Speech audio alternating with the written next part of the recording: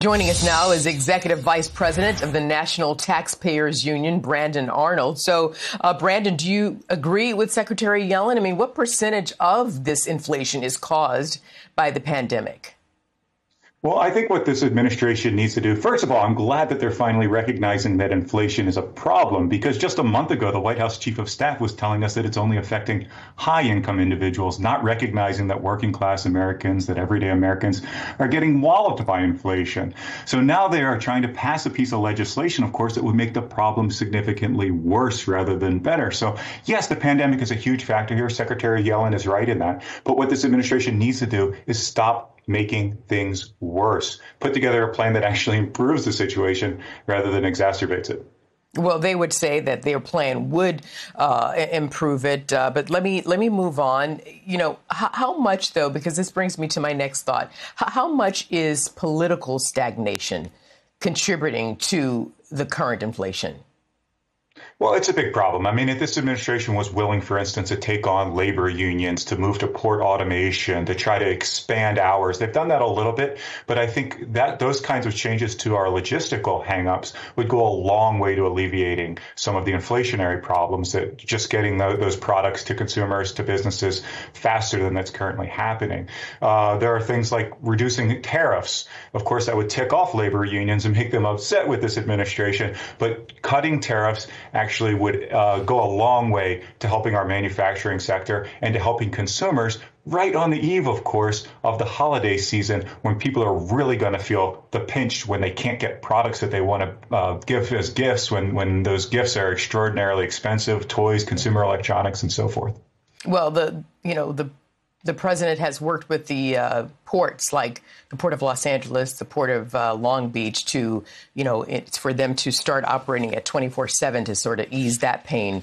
So we'll see. Hopefully that will help. Meanwhile, according to the Bureau of Labor, you've got gas prices that are up 50%. So I want to ask you, would tapping into oil reserves or maybe temporarily banning oil exports, would that help ease the inflation pain? Or is that notion just maybe too simple for such complex undertakings?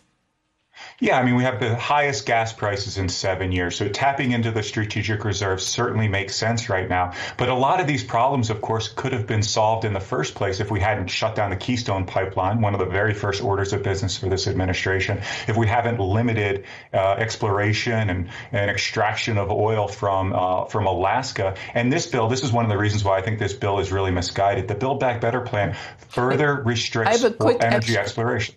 Now, when you talk about exploring or exporting more energy through pipelines, I mean, does that include fracking? And from what I remember, fracking is a bad word. Yeah, they've made fracking a bad word, but absolutely. Who made that a bad word? Who made that a bad word? I think the left did. I think when we saw this energy boon, there was concern that we were pursuing less clean forms of electricity. And of course, everyone wants to generate power now, particularly the left, from solar, from wind, from these clean sources. And I think it makes sense to transition to them, but you have to transition in a manner that actually recognizes some of the limitations that our market is facing now. Just flipping a switch and going to solar all of a sudden doesn't recognize the fact that there are still people very dependent on traditional fossil fuels and other types of electricity generation. Okay, this one you may or may not like this next question, but what about a flat tax rate? Everyone would proportionately pay taxes, and there would be more government income to cover voter-approved expenses. Is that one possible solution? Well, I'm not in favor of increasing tax revenues right now. I think we can do pro-growth tax reform in a fashion that lowers rates, that simplifies the code. That's something that we've advocated for years and years and years, and we got a long way toward that in 2017 with the Tax Cuts and Jobs Act. I don't think moving to a flat tax is really realistic right now, but what we need to do is preserve some of those gains that we made. Of course, this administration is trying to undo them. Right. Well, let me ask you this, because, of course, and I know you're the vice president of the National Taxpayers Union, so I realize who I'm speaking to on this one, Brandon. But, you've got some folks who would say, hey, listen, the former president, he gave all these tax benefits to the rich, and that took millions, if not trillions of dollars off the table and out of government coffers so that they could pay for the very expenses that now we're up against the wall trying to cover. You say what to that? Well, I think what we need to do is put things into perspective. The Tax Cuts and Jobs Act reduced revenues by about $1.7 trillion. The plan passed by this administration on a partisan basis back in March increased spending, increased the deficit by $2 trillion.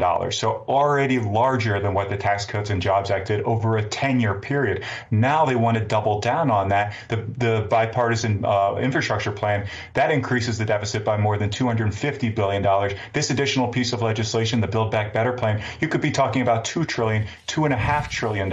So over the course of 10 years. I here. get it. Let me ask you one Correct. final, because I have to go, but I want to ask you, what is, politics aside for me, Brandon, what is the most immediate solution that you think you could offer to get this relief for the American taxpayers, and not just taxpayers, consumers right now? They can't even get stuff that they need on their table for Thanksgiving. They're already going through it. This is the last thing people need to deal with.